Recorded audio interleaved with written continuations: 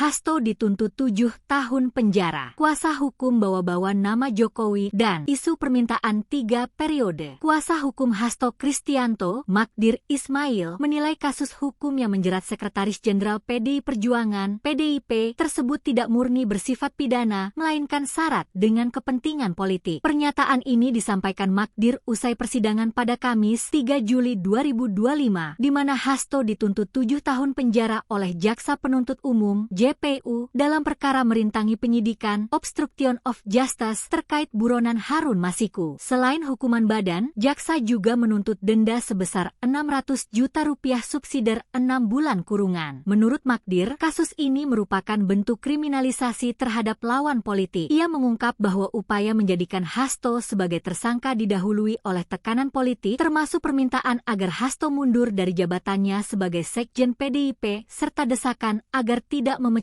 Joko Widodo dari keanggotaan partai. Magdir mengungkap kronologi yang menurutnya janggal dalam proses hukum yang menimpa Hasto Kristianto. Ia menyebut bahwa pada 13 Desember 2024, Hasto dihubungi oleh pihak tertentu yang meminta agar ia mengundurkan diri dari jabatan Sekjen PDIP. Bila tidak, maka akan ada konsekuensi hukum. Pada 16 Desember 2024, ketika Jokowi resmi dikeluarkan dari keanggotaan PDIP, di hari yang sama laporan pengembangan perkara Harun Masiku dirilis. Tak lama setelah itu, pimpinan baru Komisi Pemberantasan Korupsi (KPK) dilantik. Selang 3 hari dari pelantikan, Hasto ditetapkan sebagai tersangka atas 2 pasal sekaligus, obstruction of justice dan suap. Ia juga menyinggung keputusan Jokowi yang tetap melantik pimpinan KPK baru, meski menurutnya hal itu seharusnya menjadi kewenangan Presiden terpilih berikutnya, Prabowo Subianto. Bahkan, Jokowi dinilai mengabaikan 2 putusan Mahkamah Konstitusi yang berkaitan dengan mekanisme pemilihan pimpinan KPK. Hasto Kristianto didakwa menghalangi penyidikan kasus suap yang melibatkan Harun Masiku, yang hingga kini masih buron sejak operasi tangkap tangan (OTT) KPK pada 8 Januari 2020. Jaksa menuding Hasto berperan dalam menyembunyikan Harun dari jangkauan KPK, termasuk dengan perintah agar Harun berada di kantor DPP PDIP, serta merendam ponsel